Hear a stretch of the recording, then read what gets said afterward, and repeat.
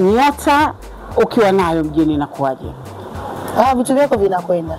Na ndio maana ya kusema mjini nyota na kuimba mjini nyota. Tukumbushe kidogo mjini nyota. Eti nyota yangu inazunguka mjini, wanani respect. Wewe unakicharuka nini? Kama mbo nje ya neti. Ndio. Haikuhusu kubwatuka. Kama chizi kafika jalalani. Tena. Kijara kimekupauka. Tena. Hata sijui ilikuwa sare ya nani. Naona unashaukwa. Ulazimisha nyota ugangani. Tena. Kama hichi umechokwa. Nyota ipatikani makaburini. Una nyota ya kupendwa. Lakini katai kivazi. Wewe ligina mimi ushashindwa. Mjini nyota yako ya wizi. Kwa wichi dokta wanazuru yake. Yaani na wamemchoka. Lakini bado tuko ana kila anaosha maji yote miti 7 bado hungai kijana. Na kama hungai basi bora utulie. Lakini kuhangaika mambo yanakuwa sio. Labda jaribu maji ya mito. Na vile Vuvuzela. Vuvuzela Classic inaendeleaje? Bendi ipo, tunajipanga na mengi, katikati kidogo tulikuwa na mapumziko. Yaani kiufupi watu waelewe kwamba Vuvuzela Classic kupotea ni mimi nipotee. Ndivyo itapotea. Hichi kitu kila siku wanazungumza. Lakini mimi nikiendelea kuwa hai, basi Vuvuzela Classic itakuwepo. Na Vuvuzela yako na hata juzi tulicheza na Mama WT na Vuvuzela Classic Band. Wacha wewe. Tulikuwa Kinyerezi lele mkatamba kwa live kabisa. Mambo yakawa hivi. Yakawa ya moto. Kwa hiyo bendi ipo na itaendelea kuwepo na wategemee mengi mazuri kwa sababu tayari tushaweka mambo mengi sawa, lakini mtihani kidogo ulionipata japo haujakuwa muda mrefu, lakini huu mwezi mzima tayari ushanifanya kuna vitu viko nyuma nini mpaka nitakapoendelea kukaa sawa zaidi.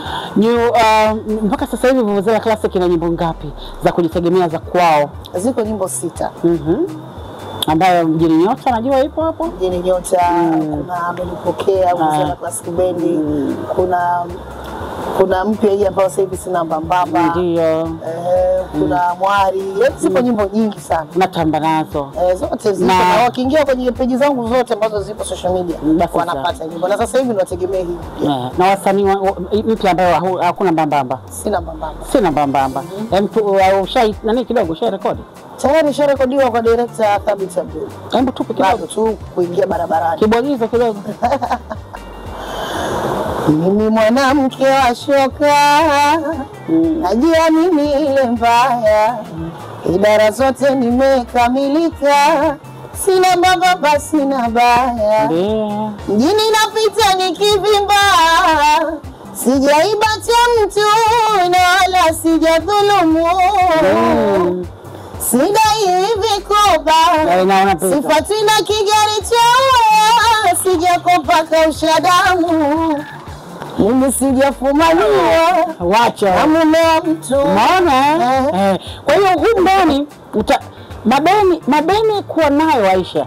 Unaonaje? Maka wanawake siku hizi kumiliki madeni wanasema sio shida zao na mwanamke lazima udai. Ana raha deni ulipe sasa. Unaweza kumiliki deni alafu ukasema sio shida zako kulipa huwezi. Baada ya mwezi unakuja kufilisiwa. Mambo yanakuwa watu wanakaa milangoni, unagonga mlango kupokea mtoto wa kike, mlango simu upokei. Ndio. Wanawake wenzio wanapatabu kwenye marejesho hiyo haruhusiwi. Kwa hiyo wanawake wanaokopa ili wakatunzane. Unawaambiaje leo kupitia neno lako kama Aisha Vuvuzela? Mimi nafikiri mikopo imewekwa kwa ajili ya wanawake tujikwamue kiuchumi. Sio kwa ajili ya kukopa uende ukatunzane. Ukarushe roho, ukanunue nywele mpya, upeleke mtunzo, ukaonekane kule kwa ma DJ siku hizi kila mtu anapost ukawake. Kama mimi MC kubandiko anapenda. Mbandiko kija kutamba mbele. Kuna raha ukija kwangu ukaenda kwa DJ, ukaenda kwa cameraman na mambo ya mjini. Lakini tuangalie pia hii mikopo tumeweka kwa ajili ya fursa. Kwa sababu mikopo sio tu kwenye hizi kampuni binafsi, mpaka serikali, mabenki, watu wanakopa. Watu wanakopa kwa ajili ya nini? Ndio tukope pesa tufanyie malengo ambayo yanatakikana, jamii wakaona nini unafanya. Wewe unafungua biashara, unafanya mama ntilie, yaani chochote unachokifanya, lakini biashara ambayo unajua mimi ikifika Jumanne ama Jumatano rejesho langu nalipata kwa wakati. Sio shamaliza pesa kwenye kutunzana, uanze kugombana na Abdalla tena akusaidia kwenda kulipa rejesho lako na 2,200 siku ya Jumatano. Inakuwa sio. Kopa ulipe. Kopa usikimbie watu. Ndio maana nikasema mimi sifuati na kigari cha wao watu naona ukifuata kigari cha mpaka ukiona mtani kwako bado unalipa. Sasa kuna mbili watu wakitafuta. Na wala hujafumaniwa na mume wa mtu. Kufumaniwa kama mtihani. Kama mtoto wa kike ninajiheshimu. Kufumaniwa nako ni mtihani. Inakuwa watu na stara zao na protect. Unajilinda. Mambo yawe mazuri. Tuna raha jamani, lakini tuko na Vuvuzela, CEO kurugenzi mwenyewe kutoka Vuvuzela Classic yuko anakuambia bado ipo pale. Tuna wasanii wangapi Vuvuzela?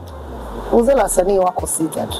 Uko 6 Wewe mwenyewe kama CEO? Wengine walikuwepo ambao sasa hivi hawapo. Kwa hiyo ambao nimewapangia vitu vya kuwafanyia. Wakishapata vitu vyao basi rasmi pia mtawaona kama hao wengine ambao mwanzo pia walisikika nyimbo zao. Na mambo yakawa mazuri. Na mambo yakawa mazuri. Sina shida. Na mambo yanakuwa ng'ari yanakuwa pambe. Kwa hiyo mikakati na mipango ya Vuvuzela Classic ikoje? Mikakati iko mizuri, japo unajua muziki wetu sasa hivi umekuwa ule wa kusuasua kwa sababu unajua. Kwa nini? Unavyoona wewe changamoto zimepungua kidogo. Hususan changamoto zenyewe za mabendi pia zimepungua. Kwa sababu tukisema kupiga kwenye bar kwa maana kunaua muziki kama unapiga bendi na unalipwa vizuri kwa sababu tatizo ni wewe kulipwa. Lakini sasa hivi pia kwenye bar wamekuja wanaona bendi, bei ya bendi wanaona ni kubwa sana. Kwa hiyo wako tayari wakulipe wewe msanii mmoja ukafanye kazi. Kuliko nikumwambia bwana bendi mimi nipe labda 1,200,000, nipe 2,000,000, naona nyingi. Nitauza vinywaji vya aina gani, nitafanya nini, ngapi, yani kumekuwa kidogo na hiyo wataka wachanganye msanii wa singeli, waeke bongo flavor, waeke na msanii wa taarabu mmoja. Kwa hiyo unakuta unaweza kufanya kazi wewe lakini huku bendi haifanyi kazi. Kwa kuwa kuna wenzetu ambao wanakubali kupokea pesa ndogo na bendi zao zipo zinafanya kazi. Ila mimi kwa bendi yangu siwezi kupiga kwenye show ya mtu yoyote. Niite bendi yangu labda unipe 400,000. Siko tayari. Kwa sababu unajishusha inakuwa. Hapana, wasanii wangu watakuwa walipe vizuri, wataondokaje na 10,000? Ndio. Atakuwa apate posho nzuri ili na yeye amke asubuhi. Mambo yaende. Sauti tunazitumia ina vilainishi vyake. Mambo yanakuwa unayaweka. Sasa kuna wenzetu wanaokubali kuchukua 200,000, 2,200. Inakuwa mtihani. Inakuwa ni mtihani. Mimi sikubali. Analifahamu hilo na sipigi. Kwa hiyo unawaambia nini watu ambao wanadidimiza? Lakini ni kudidimiza. Kudidimiza sana. Watu tunasema nao sana lakini ndio hivi akashachagua mtu upande wake huo. Umeona? Na kaona yeye unamfaa. Ili mradi tu apige sehemu hata 6 kwa wiki. Anaona ni sawa lakini mimi kwangu haiwezi. Kwa kama natengeneza brand yangu siwezi kwenda kufanya show na bendi na watu wangu wote mavyombo pale ukanipa 400,000 ili swala kweli. Mikakati ni ipi kwenye Vuvuzela Classic? Nini ambacho tunakiangalia mbele baada ya tarehe 29 kama ulivyosema? Mbele sasa hivi tunatizama kuwekeza sana sasa hivi kwenye mitandao. Sasa hivi watu wanawekeza sana kwenye mitandao. Kwa na sisi tunatizama hilo kuwekeza sana kwenye mitandao. Watu watapate kila mahali, wapate kile ambacho wanakihitaji. Na burudani zitakuja nyingi, ma video makali kama pale watu wategemee video ya mjini yote ambayo tumeandaa. Kila siku naitafuta, kila siku. Ilikuwa vitu vidogo tumalizie lakini kama hivi nilipata itilafu ya kwenye uso nikashindwa kumalizia. Lakini kama walivyoona ule ubora wa sipendi kugombana basi ni ubora wategemee mwingine mkubwa sana kwenye hii. Okay, tulianza na Kibaya Kila Mwenyewe kama kawaida ulitamba mwenyewe lakini sasa nataka nirudi tumeongea story nyingi za kuhusiana na muziki na burudani. Kuna lolote ambalo unataka kuongea kuhusiana na kazi yako kwa mashabiki zako? Kikubwa kwa mashabiki zangu ni support. Hichi ni kitu ambacho nakiomba kila siku. Na huwa nasema hata yale mazingira nyimbo imetoka nitumie, si nifanye hivi no. ili uweze kumfanya msanii akakufanyia mengi zaidi. Muziki ni pesa. Hiyo brand watu wanazungumza ni msanii ajibrand, kujibrand kunataka hela. Kama hupati pesa huwezi kujibrand. Tusidanganyane. Ndio. Na ndio maana wapo wasanii hawawezi kujibrand. Ndio. Hawezi kuvaa vizuri. Ndio. Akasimama kwa mtu ukamwona kabisa huyu amebeba mashallah. Kwa sababu ni gharama kujibrand. Atajibrand na nini? Ndio. Wakati huo anakaa kwenye bendi utampa shilingi 1000. Anajibrand na kitu gani? Hawezi. Wakati huo nyimbo imetoka unaenda library. Atajibrand sana ngapi? Nenda kwenye kila kitu ushaambiwa. Ingia kwenye social media zote, nenda kule utapata nyimbo, utaingia Boomplay, utaingia hapo Audiomack, utaingia YouTube. Mashabiki wa sanaa kwa ujumla wanaopenda kazi unaoifanya watembelee sana akaunti zetu ili mambo ya kuuzwe, mambo ya mazuri tupate. Mchongo utamjua anakuambia ni Sasampa. Ni Sasampa. Sasampa itakufanya uje kwa Sada Makeup. Ndio. Bila Sasampa mambo hayaendi. Mambo tendaje? Mara ya mwisho nakumbuka tulikuwa tunasoma Kiingereza na nini lugha fulani hivi ili tujibrand tu CEO mwenye kujua international. Niambie, tumeacha au bado tunaendelea? Au umeshajiweka sawa? Kaida uko vyema kabisa. Lakini huko mtaani sisi tunajua, tunakijua tu mtu akubabaishi kabisa. Naona nini? This is the way and why and what. Kata huku na nini basi. Mambo yanakuwa ngari ngari. Turudi sasa, najua ulipata changamoto ya kupata ajali. Ulilalamika kidogo. Ulilalamika kama vile hukutendewa haki. Najua, lakini kwa uwezo wao umepona. Mashaallah. Mungu, changamoto bado zipo. Kama hivyo wakale wa makeup wanatuedit. Ndio. Lakini naendelea vizuri alhamdulillah. Ndio. Nikizungumzia swala la barabarani, kwa sisi tunaovuka kwa miguu, tulishakiwa alama zetu ni sehemu ya zebra, lakini pia kuna taa ambayo inakwambia sasa wewe vuka, unaruhusiwa kuvuka. Lakini nikija kwenye mazingira ya gari za kawaida na waendesha pikipiki, hata ukiwa kwenye daladala, kitokea pana daladala, madereva wa bodaboda ni watu ambao wanadharauliwa sana. Yaani kitu kidogo mwangalia wewe hata kumtukana atakusi pia. Anaona haona akili. Wao pia wana makosa kwa sababu wanawadharau na kwa kuwa wao baadhi ya wenye magari. Lakini wengine hawana shida. Ndio. Hata wa malori nao wana mafujo. Lakini sasa unatakiwa kumbuka kitu kimoja, hata wao wana magari siku nyingine huwa wanayapaki. Ni kweli, ni kweli. Wanachukua pikipiki hizo kuwahi katika misafara yao binafsi. Kweli kabisa. Kukimbilia airport, kufanya nini siku gari imeharibika, ipo kumepeleka kwa ndoa mafundo wa magari garage, utarequest Bolt pikipiki ni wahi kazini. Reporting time saa 1 kamili umefika. Saa 12:30 upo nyumbani. Unachukua pikipiki. Kwa na yeye kesho anaweza akakukuta hili ambalo ulimfanyia yule jana. Kuna mandazimu nayo mwenzio akajifanya na haraka. Ndio. Akakuona wewe kama kijidudu mtu. Na kwa sababu mimi aliyetusababishia pia kusimama. Ilikuwaje? Alikimbia. Tulijitahidi kumkopa kwa muda mrefu sana kwa sababu alikuwa yuko nyuma yetu. Sasa sijui alikuwa na spidi ya kitu gani. Bora hata labda angesimama. Na ndio maana niliandika, wewe kaka, Mwenyezi Mungu atakulipia. Atamlipa.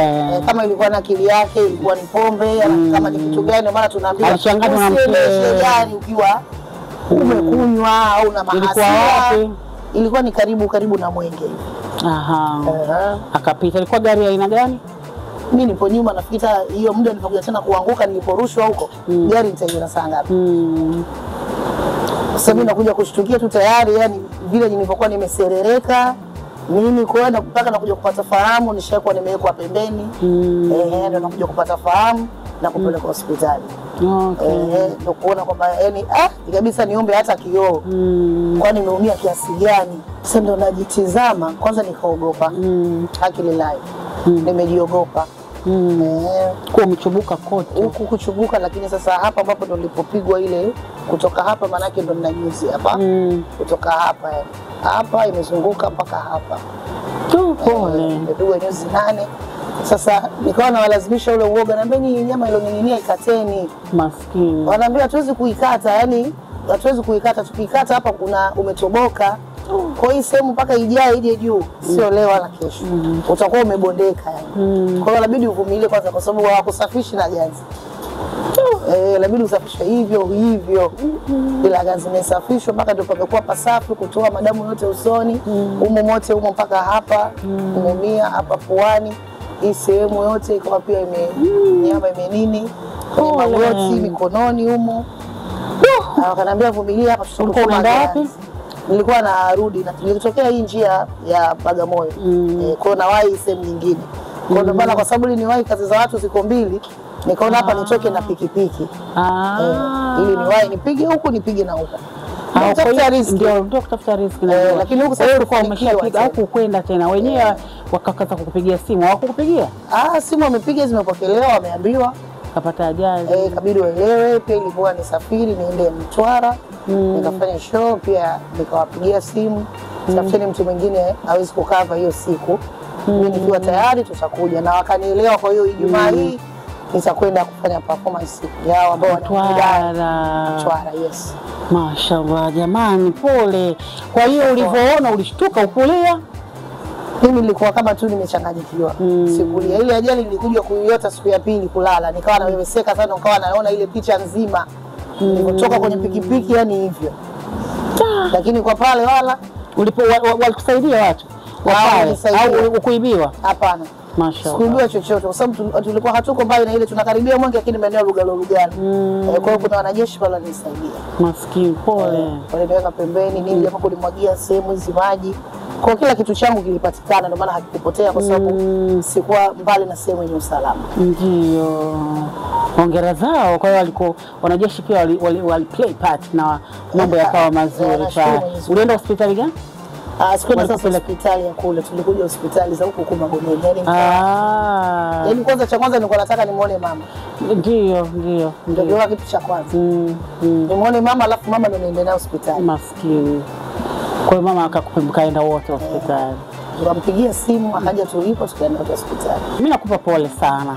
Na umeshatoa elimu ya kwamba angalia taa yako, kama wewe ni mvuka barabara kwa miguu, kama ni dereva, basi kila mtu awe makini kwa mwenzie ili kulinda usalama. Mimi nakushukuru sana Vuvuzela.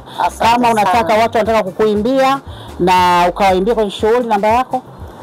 Namba yangu ya simu ukiingia kwenye bio yangu ya Instagram pale unaipata namba yangu.